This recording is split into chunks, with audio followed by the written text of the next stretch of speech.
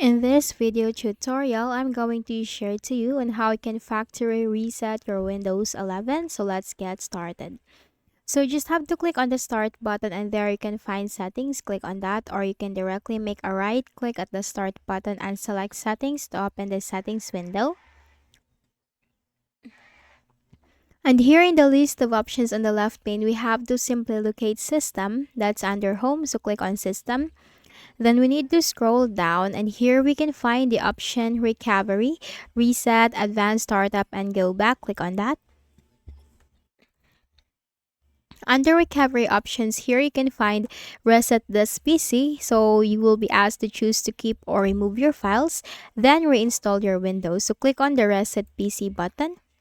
So here you have two options on how you can reset your PC. You could have, or you could go with the first option, keep my files, removes apps and settings but keeps your personal files, or go with the second one, remove everything, removes all your personal files, apps and settings. So it's up to you. You can go with any either of this. If you want to keep your files, go with the first option. If you don't want to keep your files, go with the second option. Now let's go with keep my files.